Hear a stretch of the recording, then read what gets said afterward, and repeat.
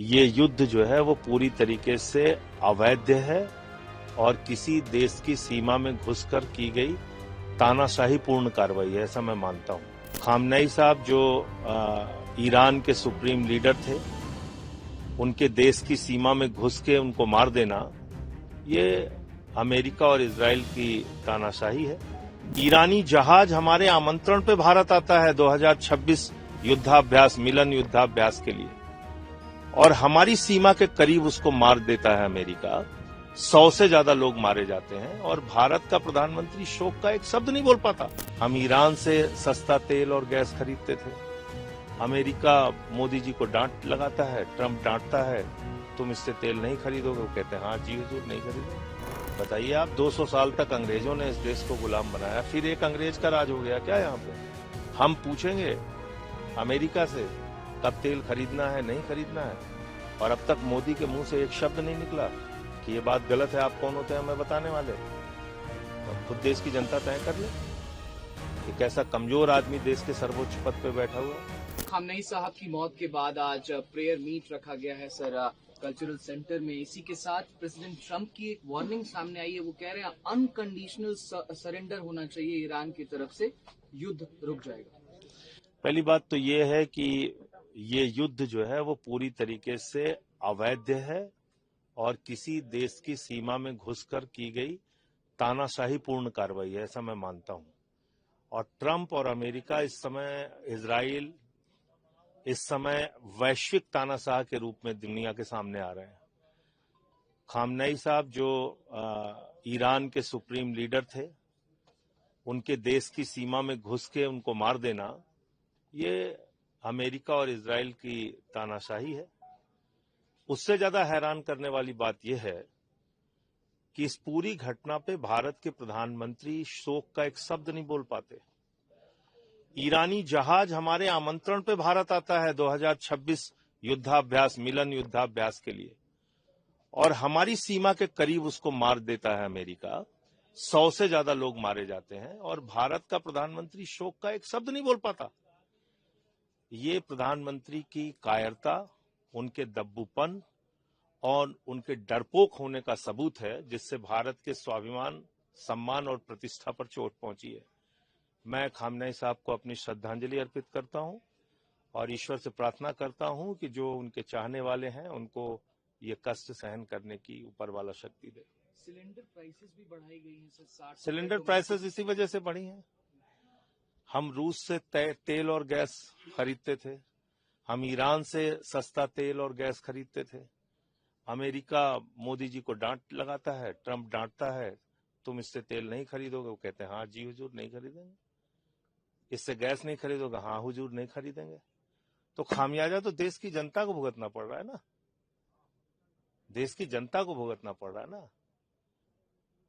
आज दुनिया के तमाम देश, स्पेन 5 करोड़ की आबादी वाला देश, फ्रांस, रूस, चीन, कनाडा, यूके, हर देश ने युद्ध की निंदा की। आपसे एक शब्द युद्ध के बारे में नहीं बोला जा रहा है, तो किस बात के आप विश्व गुरु हैं? कहां के आप विश्व गुरु हैं?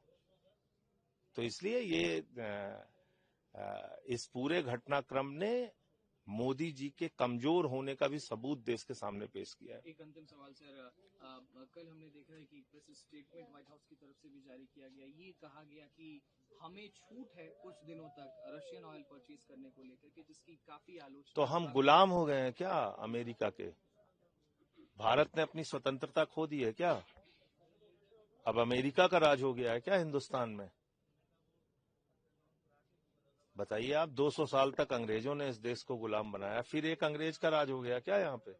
हम पूछेंगे अमेरिका से कब तेल खरीदना है, नहीं खरीदना है, और अब तक मोदी के मुंह से एक शब्द नहीं निकला कि ये बात गलत है। आप कौन होते हैं हमें बताने वाले? तो अब खुद देश की जनता तय कर ले कि कैसा कमजोर आदमी देश के सर्वोच्च पद पे बैठा हुआ है। कंडोलेंस और प्रेयर मीट यहाँ पर आयोजित किया गया। बड़ी संख्या में लोग मौजूद थे। इस बीच प्रेसिडेंट ट्रंप का एक स्टेटमेंट आया। वो कह रहे हैं तभी बात होगी जब अनकंडीशनल सरेंडर ईरान करेगा। देखिए, हमने पहले ही कह दिया कि जो करबला के मानने वाले होते हैं, इमाम हुसैन के मानने वाले, वो कभी सरेंडर नहीं करते हैं। वो अपनी जान तो दे सकते हैं, ज़ाहिर छोटा मुल्क है, पूरी दुनिया जो है उसके खिलाफ हमला कर रही है। ऑस्ट्रेलिया भी खिलाफ आ गया और अब इंग्लैंड भी खिलाफ आ रहा है, जर्मन भी, फ्रांस भी, सब आ रहे हैं। इसी तरह से इमाम हुसैन को भी वो 72 थे, इमाम हुसैन के साथ करबला में 72 थे, सामने 1 लाख का लश्कर था, मगर उन्होंने सरेंडर नहीं किया, जान दे दी, सरेंडर नहीं किया।